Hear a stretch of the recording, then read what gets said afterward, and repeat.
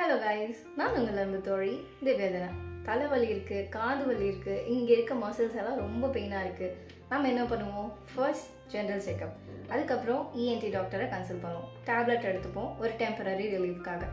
But மறுபடியும் headache வந்த அப்புறம் தான் finally will visit dental clinic. நம்ம ஃபேஸில் இருக்கக்கூடிய எல்லா நர்வ்ஸும் நம்ம டீத் கூட கனெக்டடாக தான் இருக்குது.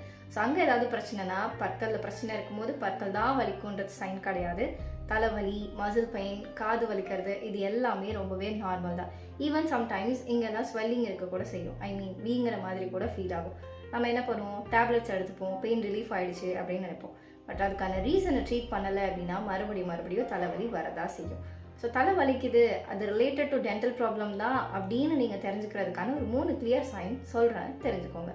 ஃபர்ஸ்ட் திங், சாப்பிடும்போது வலி ரொம்ப அதிகமாக இருக்க மாதிரி இருக்கும், கூசுகிற மாதிரி இருக்கும். பட் அதுக்கப்புறம் நார்மலாக இருக்க மாதிரி இருக்கும். ப்ரஷ் பண்ணும்போது பெயின் இருந்திருக்காது. ஒரு சிலருக்கு ப்ரஷ் பண்ணும்போது மட்டும் பெயின் இருக்க மாதிரி இருக்கும். நம்ம மென்று சாப்பிடும்போது வலி இன்னும் குத்துற மாதிரி இருக்கும். தூங்கும் போது பெயின் ரொம்பவே அதிகமாக இருக்க மாதிரி இருக்கும். செகண்ட் திங், ஒரு பக்கம் மட்டும் தலைவலி இருக்குது, விட்டு விட்டு வருது, அந்த மாதிரி இருக்கும். தண்ணி குடிக்கும் போது ரொம்ப கூசுகிற மாதிரி சென்சேஷன், இதெல்லாம் இருக்கும்.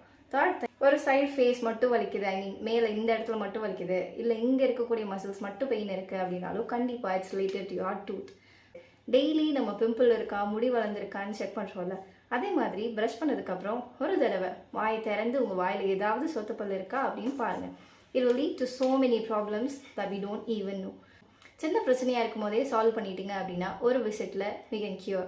பட் அதுவே உங்கள் சொத்தை அதிகமாக இருக்குது அப்படின்னா ஆல்மோஸ்ட் நீங்கள் ஒரு 7-8 தடவை டென்டல் கிளினிக் விசிட் பண்ணுற மாதிரி தான் இருக்கும்.